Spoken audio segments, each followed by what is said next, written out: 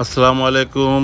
আমি আজকে আপনাদেরকে নিয়ে এসেছি দক্ষিণবঙ্গের সবচেয়ে পুরনো রেল স্টেশন হিসেবে যে পরিচিত Khulna rail station. Basically Khulna rail স্টেশনটি এই দক্ষিণবঙ্গের সবার সবচেয়ে পুরনো একটি রেল স্টেশন, কিন্তু এটি আসলে পরে যে বর্তমান যেটি আছে এটি পরে নতুন করে করা হয়, নতুন করা হয় এবং সেটি এখন চলছে। কিন্তু পুরনো যে রেল স্টেশনটি আছে তারই পাশে এটি সবচেয়ে পুরনো এই এই দক্ষিণবঙ্গের।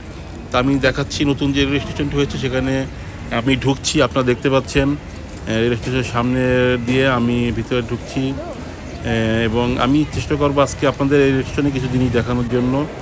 তো এই যে দরজা দিয়ে আমি ঢুকছি, প্রথম যে গেটটা সেই গেটের ভিতরে আমি এসে আমি প্ল্যাটফর্মে যাব। তার আগে আমি আপনাদেরকে দেখাচ্ছি যে এখানে যে টিকিট কাউন্টার আছে, আমি কাউন্টারগুলো আপনাদেরকে এখন দেখাবো যে প্রচুর ভিড় আজকে। তো এই ভিড়ের ভিতরেই কাউন্টারে দেখেন কাউন্টারে টিকিট দেওয়া হচ্ছে। তো সবাই লাইন দিয়ে টিকিট দিচ্ছে, সুন্দর সুশৃঙ্খল পরিবেশে এখানে টিকিট দেওয়া হয়। তো পাশাপাশি এটি আসলে বর্তমান যেটা করা হয়েছে সেটি এত সুন্দর এবং এত আধুনিক করা হয়েছে, যেটা আসলে আপনার না আসলে এখানে দেখতে পারবেন না, বুঝতে পারবেন না। তো আপনারা অবশ্যই আসবেন, এখানে দেখবেন। তো দেখুন আমি এখন প্ল্যাটফর্মে গিয়েছি। এখানে মোট 4টি প্ল্যাটফর্ম আছে। তো 4টি প্ল্যাটফর্মেই দেখেন ট্রেন লাইন আছে, এখানে ট্রেন এখানে আসে এবং বাংলাদেশের বিভিন্ন গন্তব্যস্থলে ট্রেনগুলো যায়।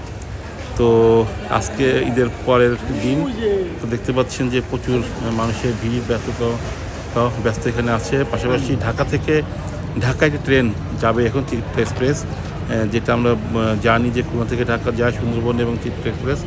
তো চিত্রা এক্সপ্রেসটি এখন স্টেশনে প্ল্যাটফর্মে অবস্থান করছে এবং যাত্রী সব এখানে যাচ্ছে। এবং দেখেন ট্রেনটি অলরেডি ছেড়ে দিয়েছে এবং যাত্রীদের ট্রেন ঢাকা বেশি রওনা দিচ্ছে। তো এখানে আসলে খুব সুন্দর একটি পরিবেশ, যে পরিবেশের মাধ্যমে এখানে ট্রেন পরিচালিত হয়। তো পাশাপাশি আপনারা দেখানোর চেষ্টা করলাম। তা আপনাদের যদি ভালো লাগে অবশ্যই আপনারা লাইক কমেন্ট করবেন এবং শেয়ার করবেন, পাশাপাশি আপনারা সাবস্ক্রাইব করবেন আমাদের চ্যানেলটি। ধন্যবাদ আপনার সবাইকে। আসসালামু আলাইকুম।